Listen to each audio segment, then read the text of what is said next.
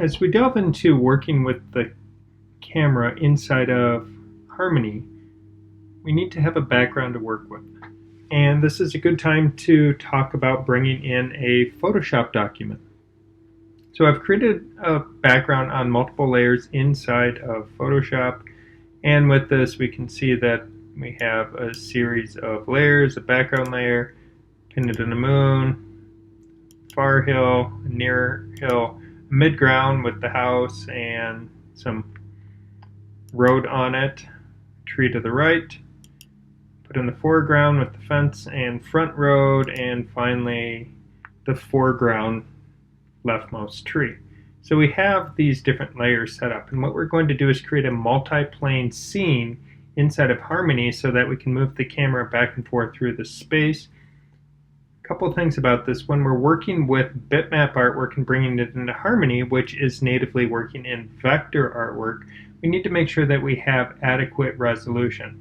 Typically, what we need to do is be somewhere around what would be the equivalent of 300 pixels per inch on it. We've set up our image in the 16 by 9 proportion. So with that, that gives us a pixel dimension of 4800 by 2700 at a resolution of 72. So that would be a minimum size that we would want to work on when we're creating background artwork to go into Harmony. If we just set it up at 1920 by 1080 pixels, if we zoom in at all, we're going to see the chunkiness happen in the bitmap where it will look like garbage. So we don't want to do that. And if you're working or producing something for 4K, you're going to need to increase that resolution fourfold. So it would become a very large Photoshop document. As it is, this isn't too bad, but it is a decent sized document. Now it does have a little looser painterly feel, so we will see a contrast between this and characters when we put them in Harmony and set them in juxtaposition with it, especially if we position them next to, say, the house. So we'll see how all of that works. So I've saved this out as just a straight PSD or Photoshop document, and that's what we need to get going inside of Harmony. All right, over in Harmony, it's time to bring in that Photoshop document. To do that, we're going to go under File, Import Images. When I choose Images, then I'm going to browse to and select my file, and I've done it once before, so it remembers the last file that you tried to import. I want to create my layer based on file name. Now, one thing about this is when we do it, we need to make sure that our naming convention doesn't violate Harmony's naming conventions. So don't put spaces in your file name, otherwise you may get an error message. But we are not trying to create a single layer. We want to have individual layers based on the layers in Photoshop. And if I have named my layers in Photoshop, which I did, when I bring them into Harmony, they will retain those names. Now we can go with the standard import as Toon bitmap drawing, and we'll leave it as alpha pre-multiplied with white. And when I click here, it's going to allow me to choose to create a single layer, individual layers, groups as layers. There's some additional things if you go into the documentation where you can get some more information about that, but leaving it at these base settings should work. Now we wait for it to finish the import process.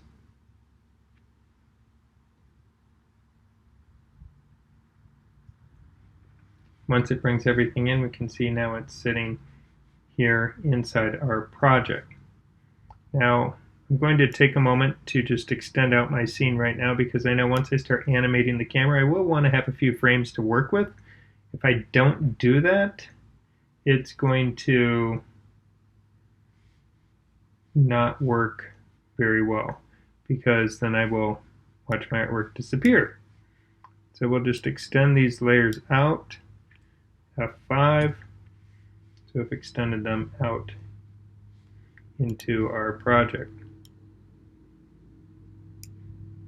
Now I'm going to just organize things here a little bit so we can see what is going on. We have the original drawing layer. I'm just going to leave that in case I need a drawing layer later. I don't think I do, but we'll leave it there for the time being.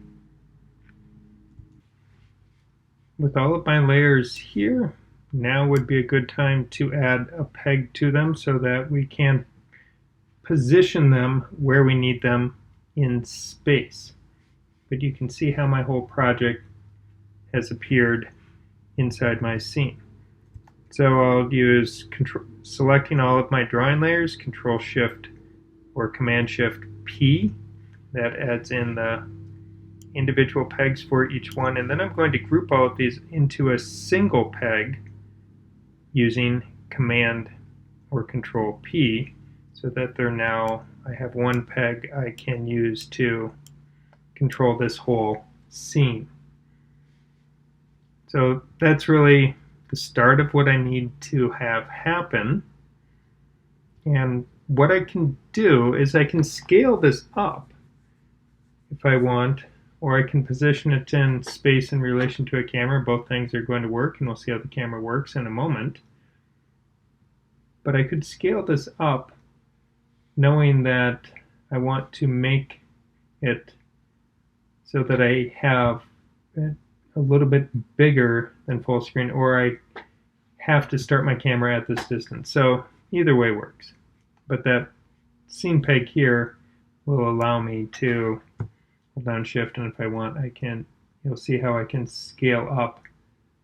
So that means I could do a little bit of simple panning left and right, and we'll see how that works once we build some separation into the layers of our scene. The next thing that I want to do is to build out this scene. Now, what we see in our camera window here is the default view for the camera. And once I create a camera object for my scene, I can put a peg on it. And if I have that peg on it, then I can animate my camera through my scene, which is what we're really looking to see happen as we build this multi-plane scene. Now we need a few extra windows that I currently have open because I've been using them, but we need our top, our side, and our perspective views. Now I have an additional camera window up here that I've added, but I'll just get rid of that so we don't have too much confusion going on. So if I look at the top view of my scene, what I will see when I zoom out is it's showing me how the camera sees my scene, and these are the individual art layers. So I can click on each individual layer and select it. Now, it is important to make sure that you do in your tool properties have your peg selection mode activated, because we're going to be using a lot of these tools here in a moment to push our scene into space to create that multi-plane environment. Now, as we do it, looking at the top, we do see how I have my different layers here, so I don't have to click on them in my node view. I can select my layers here, which is really convenient. So the first thing that I want to do is I want to push my sky way back. Now, if I use the translate tool to push it back here and go, we'll see how, well, it's probably a little too far. Let's pull back so we can see it's shrinking as I pull it back. That's not what we want to have happen. But we have a fantastic tool in our advanced animation toolbar called maintain size. So we have translate, scale, and maintain size. These are the three tools that we're going to be using to position our art layers for our multi-plane scene, and then we'll bring some characters in, position them within space, and then start animating our camera. So the first thing is to use maintain size. When we do that, all of the layers in my scene are going to maintain their same size relationship. We're just going to build space between them. So I'll go to my sky and I'm going to just push that way back so that as I move my scene I have lots of sky to work with. Then I'll click on my moon layer. With the moon layer selected, I'm going to go put the moon just up against the sky. If I go past the sky, you see it disappears because it's now behind. Because realistically, the moon shouldn't be moving when the camera is moving. It should appear to be fixed in the sky. So I could have painted the moon directly on the sky, but it was easier to paint the moon on its own layer. Now the far hills, I want to push these back so I have some separation, so we'll push them back here so they don't move. When we're moving the camera, we create a sense of visual parallax such that objects close to the camera move faster, objects in the distance move slower across the field of view, and that creates a sense of spatial depth within our scene. Now I'll move to the next layer of hills, push those in, leave some space in between them. Now I'll go to my midground and put that in place. I'll push this tree back a little bit, push the foreground back close to the tree because they are kind of close to each other, and then the foreground tree right here, and we'll leave it there. If I want it to be even closer to the camera so it disappears much faster, I could do that, but I'll just put some space in at that point. So now I've created separation between my different layers. When we look in the camera view, it doesn't look like anything has really changed. But that is about to change. So what I want to do is add a camera. So I can click on the plus and add a camera. Or if I'm in my node view, I can just hit return and add my camera. And put my camera in, and then the camera is going to need a peg. You'll notice that the camera does not have an output. The camera is just the camera. There is no output for it, but we do have an opportunity to animate the peg. Now, as we animate the camera within our scene, I find useful while we're doing character animation in our preferences, we use stop motion keyframes and then we only tween at the very end. When I'm animating the camera, I find it easier to leave on motion keyframes and only then select a few situations that I want to be stop motion. Because if we use stop motion, we're creating the appearance of a cut with the camera versus a movement with the camera. So I'm going to turn off stop motion keyframes, and that will just make it easier as I work with the camera. So don't be afraid to go into your preferences and update things based on what activity you're currently doing. So I have my camera selected here in frame 1, and I can just simply add in a keyframe or hit F6. So there is my camera. Now, what we want to do with the camera,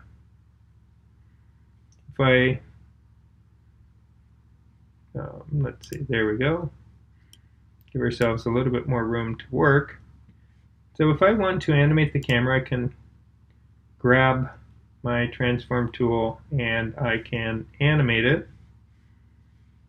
And sometimes it's easier to translate it. So if I go and push on it, I can push into my scene, and you'll see how the different layers are behaving, creating that sense of spatial depth within our scene. We go past the tree, we move towards the road, going towards the house.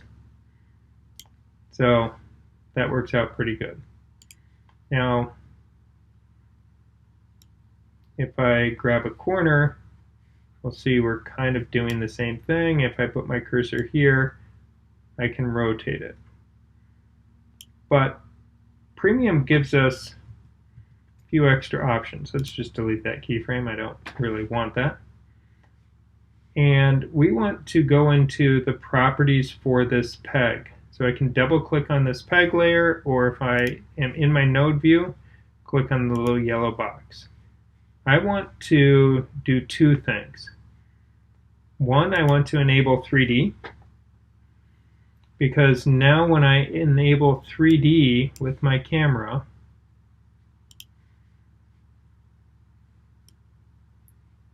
not only can I scale things or rotate to the front, but when I'm looking at my top view, I can rotate my view. Now you'll notice the big yellow box represents my picture plane. So if I go too far, we reveal the fact that our artwork isn't big enough. So if you're going to do a bigger rotation, well, one, doing it like this, it breaks the illusion that we're in 3D, because you start to realize these are just flat layers. But as we do this, you may need to make some layers even bigger than the 4800 wide or 2700 tall. You might need to make them significantly bigger so you can do a large pan. And this is not unlike what they did with traditional animation, where they would paint backgrounds that would be 2, 3, or 4 times wider than the frame proportion, so that you could do a large pan with the background of your scene. Now, one other item we want besides enable 3D is I also want to click on separate.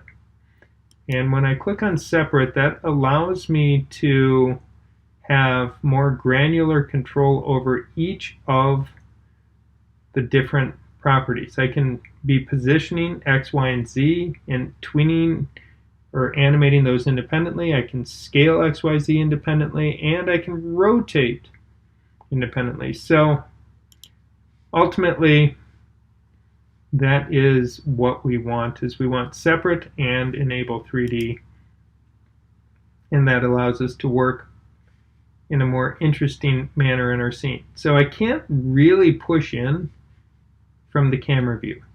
I can do all of my other rotations, so I can rotate Z, which is a standard spin.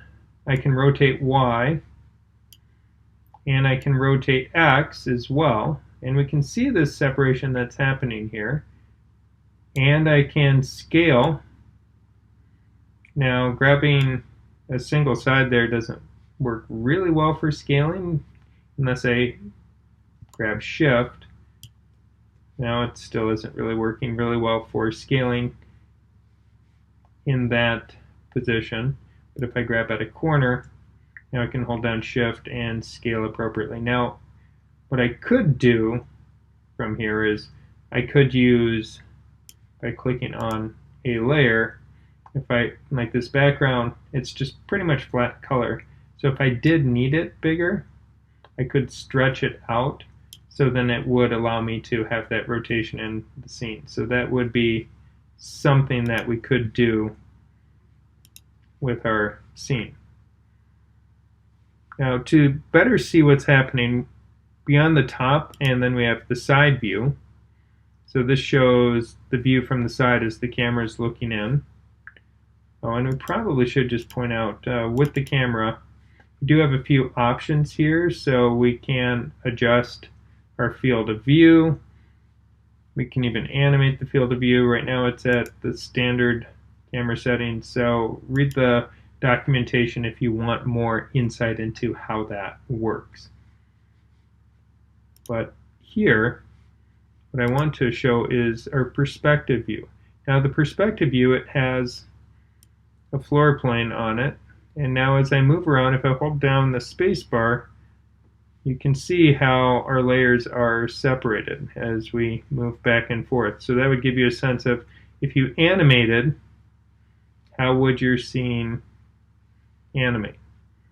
If I want to rotate, if I hold down Control-Alt on Windows, Command-Option on the Mac, I can now spin this and see exactly how my layers are moving in space. We really do get that sense of 3D in our scene. So we can see how we have positioned the different hills, foreground, middle ground, background.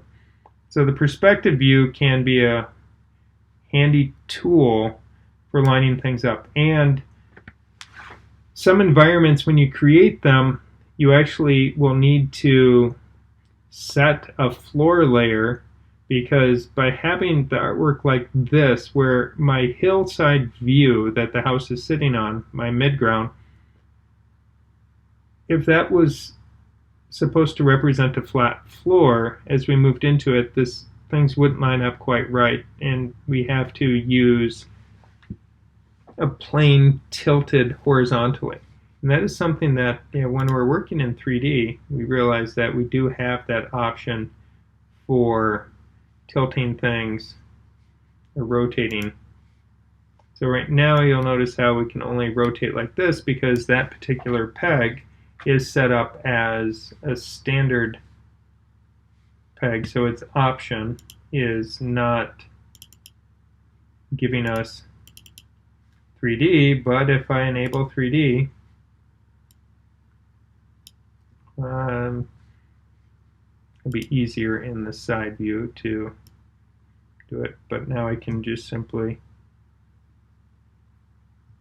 turn that like this and go back to perspective, and we will see how that plane has been turned horizontally. So we can create artwork that allows us to effectively build floors, walls, and ceilings. You can build an entire room in 3D and then position your characters in it. What we're really creating here is what would be qualified as 2.5D. We're not really doing full 3D, but we can create some pretty impressive environments for our characters to exist in. So this is our first step for setting things up, and you're going to find that you will be working in all the different views. You will be in the camera view, you'll be in the top view, side view, perspective view, as you set things up. So now I could go here at that keyframe, could even rotate this down just a little bit, so we just get a little bit of movement as we pulled in. If I wanted to slip it a little bit one way or the other, so we get that sense of parallax coming into the scene. Now if I play this, you'll see it plays really fast. So camera movements are something where we generally need to make sure that we allow enough time. All right, so that brought us in. Now, if I want to hold on that for a second or so, and now at this point, I want to put my scene back. So I'm looking square on, and if I wanted to take and pull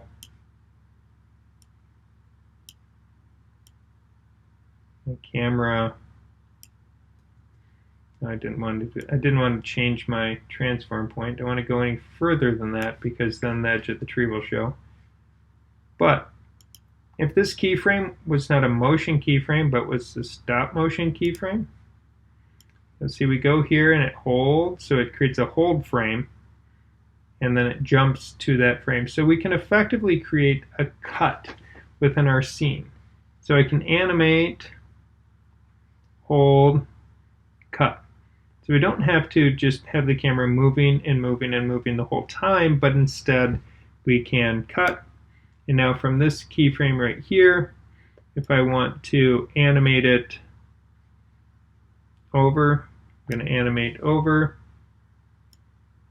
Oh, grabbed the wrong. I was trying to just grab that.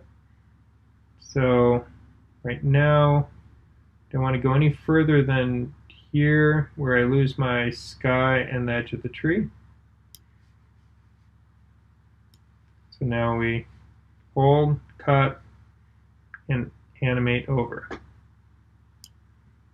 And that looks like an extra keyframe that I don't want. Get rid of that.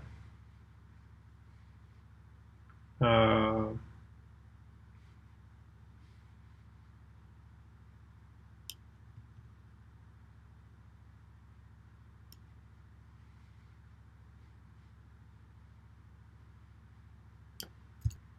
so when we're just kind of messing around, we have to be careful of what is happening. Oh, that's where we did the initial scale. I did a little bit bigger than the frame, so I meant to do that on frame 1. Apparently I was on frame 130 or so when I did it.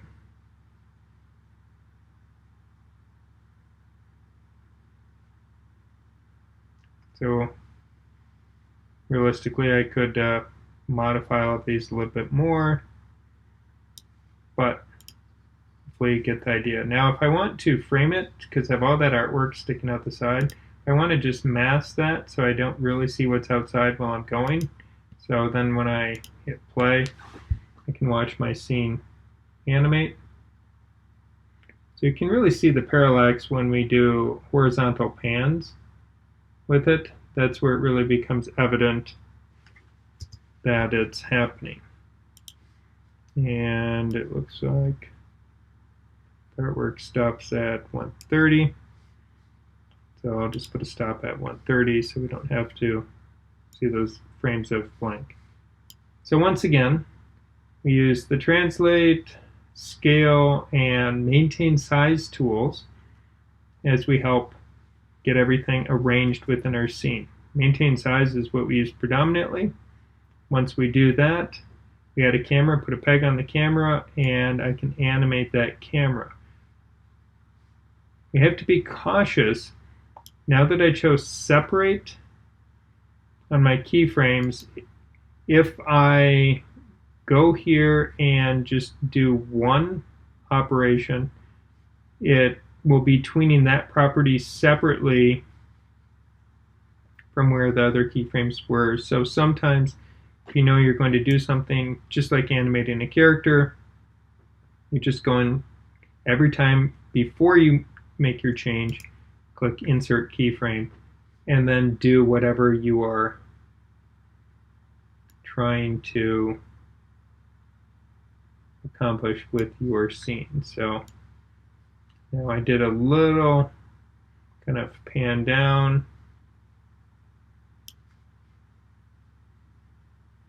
and now I'm going to a little bit of pan up to return it to normal. Now we're jumping over to that. So we had a hold frame. That's how we use our stop motion keyframes, as holds. And then we go across. So that yellow is when I have the camera peg selected. We see that yellow. Turn it off.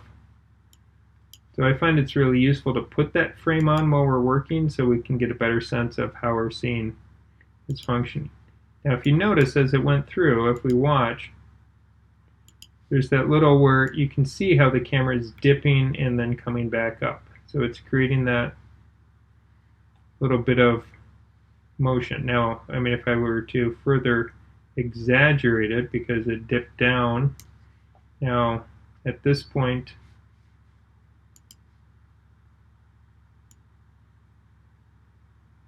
I can only go that far because then I maxed out the sky. And then it settles back.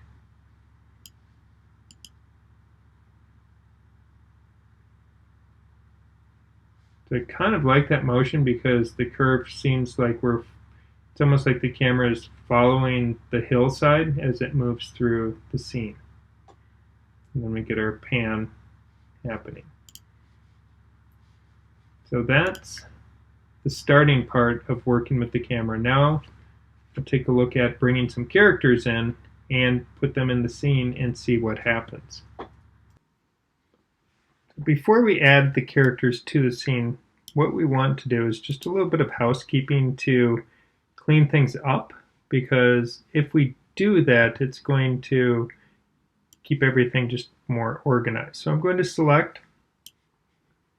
my layers here, and yeah, well, we can just leave that as that. So I'm selecting the composite, my art layers, their pegs, and then that scene peg. And I'm going to group. There is a composite here, so I don't need to add another one. So I'll just choose group. Now let's rename this, and this is going to be my multiplane group. And just so we can see it in the timeline, there it is. So realistically, we're not touching anything in this. We're not going to be moving anything. So we can probably just leave it alone. We don't need to add a peg to it because we are not going to, now that our layers are positioned in space, we've animated through them and verified things are working kind of how we want. There's really no reason to touch it anymore. To that end, I could even lock it if I wanted so that I don't worry about clicking on things. So if I try and click, I can't select it. So that's not a bad practice. Lock layers that you're not working on. Next, let's go grab some characters. So I've added character templates, and if you need a refresher on that, there is a prior video that goes into doing character templates. So you could go take a look at that. And I'm going to add in a couple of my characters that I have here and put them into my scene. So if I go and put this character in, I'll see here is the character. Now this character, we want to give it a scene peg, so Command Control Shift P adds that in. And then that way I can go and position this character wherever I want them. So I'm going to put the character here, so he's going to end up positioned behind the tree. Well, to do that, we can just jump into our top view, and we see the yellow line here. The yellow line shows his layers active. Now, if I go through here, we'll see the different layers that make up this character. So we can again select things using this little visual shortcut. Now, if we put in a really complex character, like when I add the Wick character, we'll get a ton of little layers there, and that gets a little tedious for selection, but the background, of course, is easy to select. So I need to push him. I want to put him behind, it's probably back here, because that would be the rightmost, oh, I locked it, so it's not selecting, but that's the rightmost tree. So if I select his peg,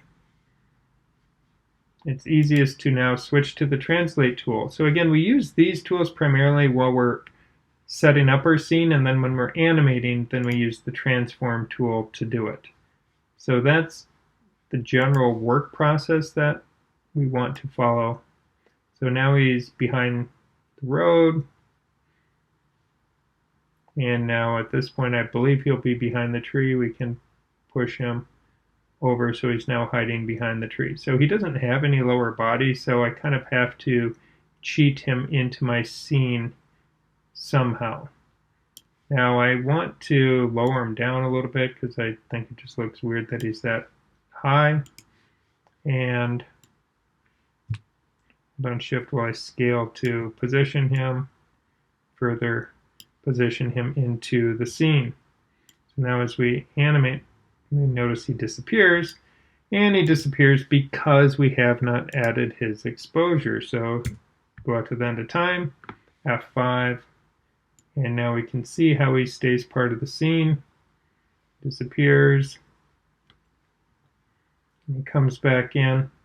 We don't see a little bit of parallax shift between him and the tree, but because he's pretty close to it, we don't see a lot of that happening. If we were to be rotating the camera's view, so moving it at an angle side to side, then maybe we would see a little bit more motion with it. Now we do need to go into the group and take a look here. So this character is not a full turnaround character. It's a much simpler character that simply has two heads on it. And for simplicity's sake, I turned off the profile head. Now when we're animating this, we want to leave these on. We don't want them disappearing because in our timeline, when we enable lip syncing for the character, we're going to, let's just stretch this out so we can see. So we have the front mouth and a profile mouth that we're working with. So we have these two heads. Now as we do that with the front and profile head, what is important is that we are nesting those heads into a composite, because the technique that we're going to use to control when the head appears or doesn't appear is at different points in our timeline, we're going to just click on the head peg, not the full head peg, but just the face head. We have a profile face and we have a front face and a profile face. Now this is the head peg that deals with both of those. But if I click this peg here, that's artwork for his head, his mouth, and his eyes for that front view. Selecting that, to hide it, what we're going to end up using as we work with it is we're going to scale it, and you can use X or Y. I usually use X because it's the first one, and we will scale it to 0. When we're scaling it to 0, what we're doing is we're effectively making it skinny. So if I pull this in, you'll see that now I made it half as wide. So we can zoom in and see his head is half as wide. But if I scale it down to, say, 0.1, his head is really, really skinny. But if we scale all the way to 0, it disappears. But it doesn't disappear in the timeline, which makes it easier when we start trying to do our lip syncing, because we'll be able to just target both mouth layers, the front and the profile, automate the lip sync to it, and then just choose which head we want to look at which point in time by keyframing these two pegs. So now you can see it's on the profile. If I want to put it back, so here, and this is now character animation, so it's going to be easier, once again, to use stop motion keyframes, not the camera. So we see a profile head, and maybe let's just go out of here temporarily. I'm going to disable the peg for the camera so my scene's not moving. It is a little bit easier to animate the characters when it's not moving, and then we can turn it back on. So let's go back into this character here, and I can see that currently his face front, we put that peg at 0. Now if we move further along, maybe after 2 seconds, I want this to go back to 1. Oh, and that keyframe, because I did it before I changed my preference, was still a motion keyframe. So now he holds, and now that front face shows. But on the same frame, I want to then insert a keyframe where I make the profile head disappear. And I needed to set an initial keyframe for the profile head, and we'll set it at 1. So I should have done that first. So keyframe, so you can see we create that transition. We create that swap. Now we're not doing a head turn where we've set up, if we had a full 360 rig, we could copy the head peg for the front or the profile and put those in. But because we're doing this a little bit different, this is going to work best for us. So, I mean, I can, while I'm working here, is I can even just insert a keyframe there, and now when we go here, turn that into a full keyframe. It's stop motion, so he's not doing anything. So now he turned his head. Now if we want him to turn his head back again, let me just make sure that's a stop motion. Now I go to this next frame here, and if I insert a keyframe, and then this time I'll make the front go to 0, and I'll make the profile go back to 1. So we can see now how we're creating that head turn. What we don't want to do as part of this is we don't want to tween any of this, because only the eyes and mouth are separate. The nose, ears, hair, they're not. So we can't really move them on the character's head. We don't have in-between things. So this is a really simplistic character, but it will suffice for what we're trying to do with our animation. Now we notice we have mouth front, mouth profile. For these layers, because we're going to be targeting multiple characters, I'm just going to add in additional naming into those layers so that I can find them easier when I'm trying to do my lip syncing. Okay, so I'm going to do one character with these 2 head turns, and then we'll put in the second character and see how we're able to work with those, and then even animate the camera through our scene a little bit more. So let's bring some audio in. File, import sound, and we import the sound. Let's go to project here. And I know I'm going to need both of these, so we'll have to import them. But first, we'll choose lip sync, auto lip sync detection. And now I can choose lip sync, map lip sync. And if we go on the list here, so when we add a different character and it has mouth front, mouth profile, we don't know which one. So we'll just be able to do that. Map the lip sync again. Well, to show you what happened, let's go look at Beardo. And you'll see now the front mouth has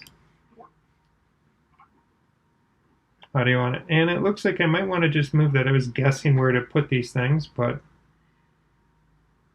we need to add our lip syncing to the front one as well. So right click, lip sync, map lip sync.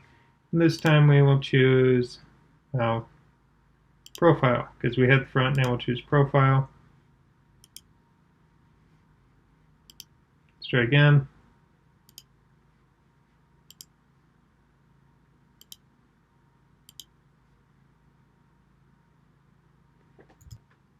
And I was thinking it wasn't working because I was thinking those 2 layers had to be next to each other. But here's my profile, so now we can see. So he says that, turns his head. Which we actually have him speaking now as he's turning his head, which, that's kind of cool. Now let's move out to the next part where he's going to speak, and it will be, I think, easier to close all of him so we can insert his keyframes. We see the audio where it's happening. So he's holding on profile, and now I want him to turn front, right about here. So insert a keyframe, and then front face goes back to 1, 1, and profile goes down to 0. So we create that head turn.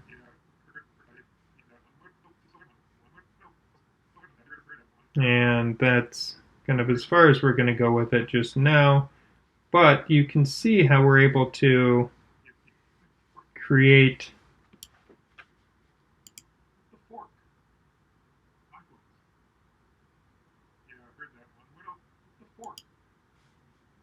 So again, the lip syncing, and now we can use our 2 heads. And it really, because it happens so quick, it is almost like that character is animating that head turn. In addition to doing a 360 rig, something else you could do is you could add a simple smear that showed up for 2 frames that would give us the illusion of head turn without having to do the full artwork. But we'll talk about smears at a different point in time. So I've added in the one character speaking. Now if I have a second character, so let's import my other sound, because I have the slug that I'm going to add, and this time I will add in Simone. So now we have Simone here. So we need to map Simone to our, going to use the slug character. Now the slug is kind of giant right now. We do need to clean up with the two heads. Same method. So each head goes to its own, or each face really. This one only has, well, the slug really has full head here and a mouth that doesn't have eyes. But they do need to go to composites. If the mouth and head layers are going directly to the main composite, if I set the front one to have a width of 0 or scale x0, then it makes the whole character disappear, which is really unfortunate. So now I can click on that. We're on frame 1 for this character. For the slug, and our slug, probably before we do that, let's just give it a peg. Let's zoom out on our scene so we can see what's going on, and that shows us how our slug is way too big. So I'm going to shrink my slug down, and I want to position the slug so that the slug is on the road, partially behind the tree, so it creates a sense of space. So to do that, we need to go into our top view here. Might have to change my scale a little bit now that I did that, because I want to put it behind the front tree.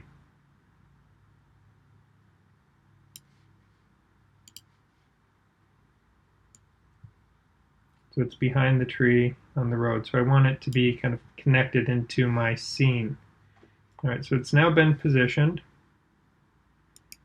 Now we're going to start out and make the front head disappear.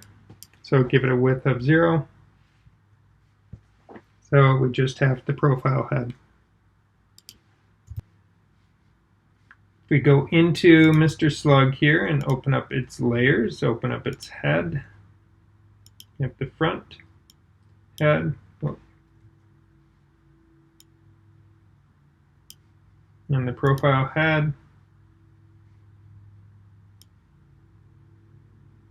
So you can see here is the mouth for it. And here's the mouth. Those are my two mouth layers. Slug front mouth mouth profile. Perfect. They're already named.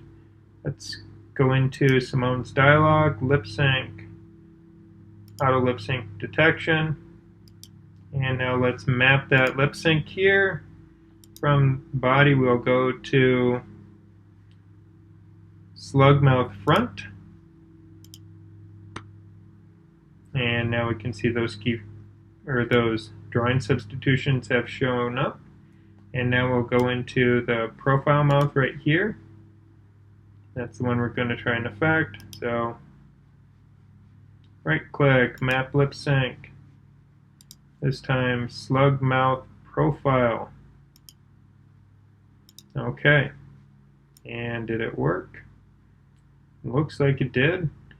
And if we scrub our timeline, we'll see that the slug is talking in its profile mouth here.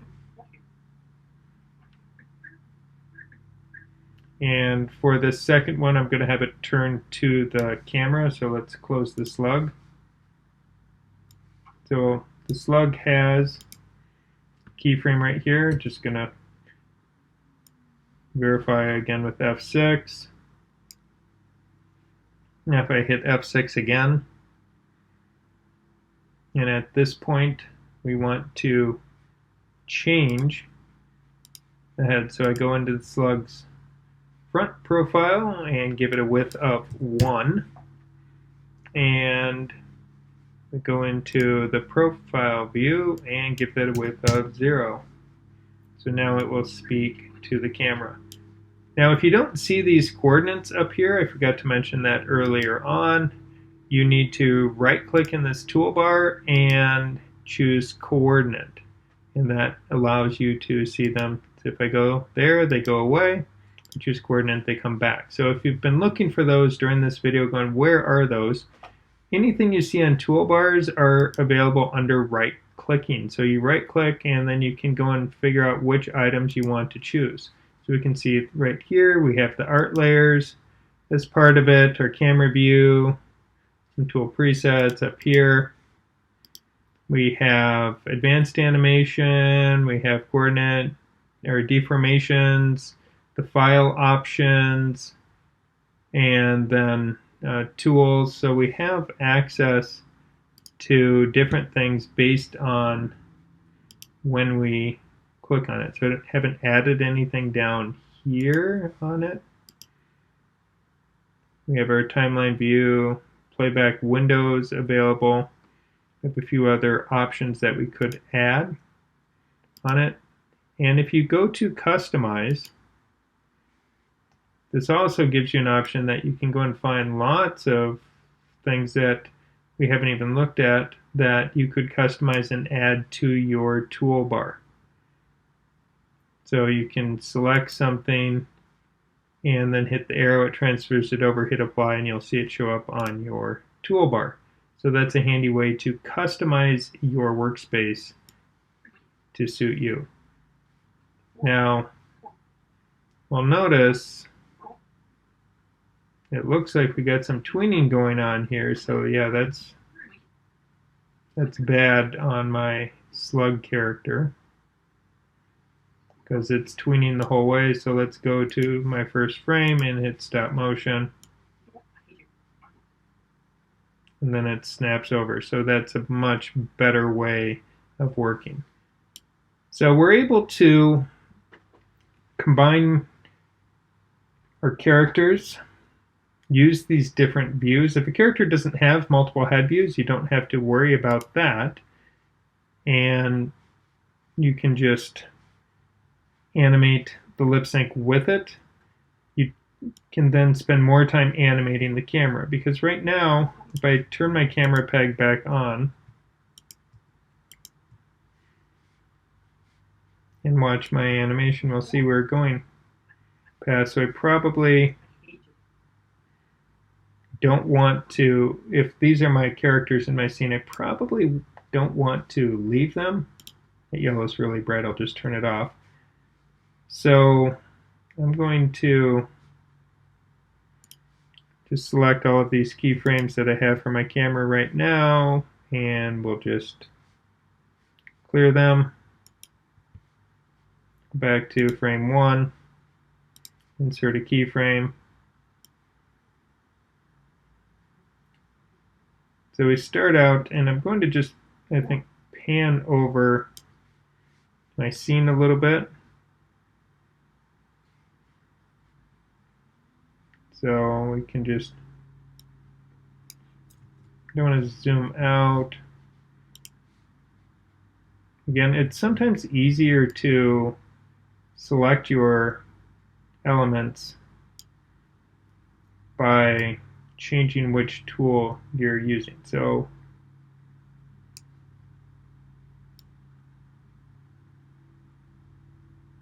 trying to find that limit where then the tree doesn't break that illusion. So we can see that's a stop motion right there, but let's now turn that into, I want to do kind of, I'm panning in over to my Beardo character,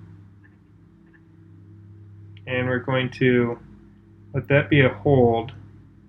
Right as the slug starts speaking, I'm going to insert a keyframe, so let's make that a hold, that first one. When the slug starts speaking here, I want to reposition my frame.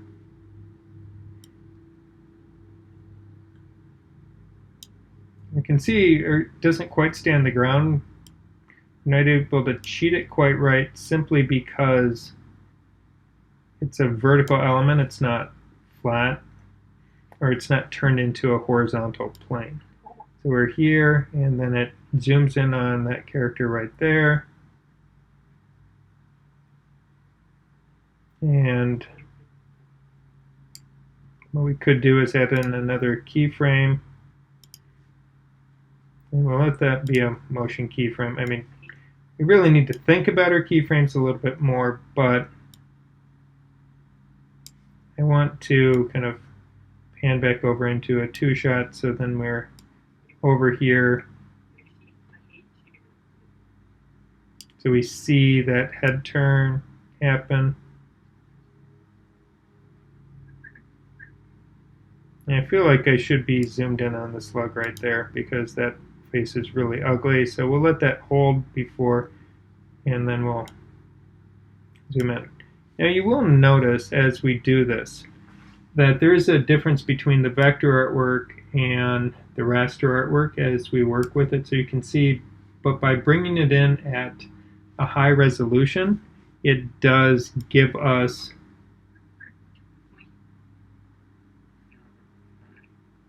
a decent view. And if I switch to my render view, we can see that, you know, it's not too far off. It's part of it. I'm just click off so we can see as we zoom in, because I brought it in at 3 times the screen resolution, or effectively, because it's the 1920 times 3 gives us kind of the 4800 that we're working with, because we're doing a 16 by 9, so it's not quite full triple resolution, but it's pretty close. So we can see as it would render it out, it's not too bad. If we had photographic material and then flat painted artwork, then it would be really evident that we're doing this, but right now it's not too bad.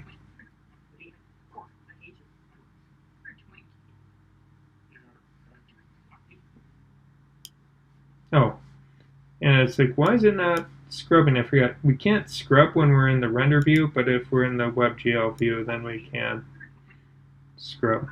All right, I'm just going to put that's frame 102. We'll just put a stop right there. Turn on the mask. So we're able to create camera cuts, camera pans, zooms, dialing in and out. We have characters with multiple heads that we're able to cheat by using 2 different views and just setting their width temporary, or their scale X to 0. That's a common technique to also use when you are adding props into a scene, that you may make a prop have its scale 0, and then when you need to use it, you give it a scale of 1, and then you set it back to 0 when you're done using it. So it's a common way that we can add layers to our scene.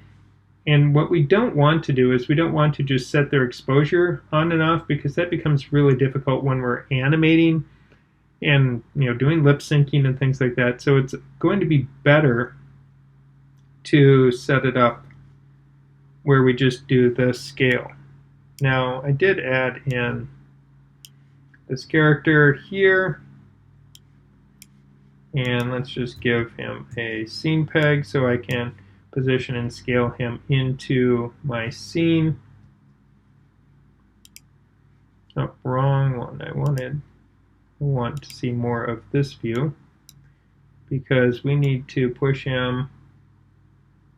I want to put him by the house, so he's just kind of dancing by the house there.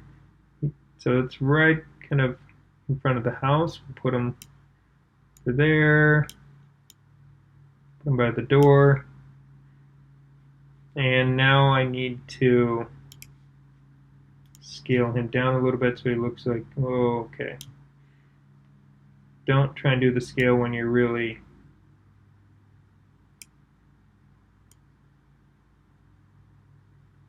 so I'm trying to put him in front of the house on by the path. So it looks like he's standing outside the door and doing a little bit of dance. And as I said, when you put a character with a lot of layers, you can see how it really does start to make a mess if you try and use that layer view, which was really useful for looking at my scene elements there. Now we can see Beardo is on top at that point. So now I have that character hiding in the background, animating as part of my scene. So if we render this out, I'll just go to frame 102.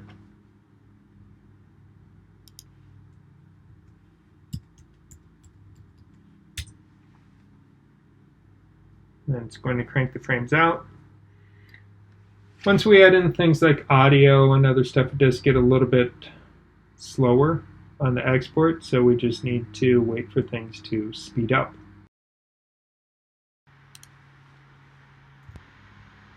And here is the project.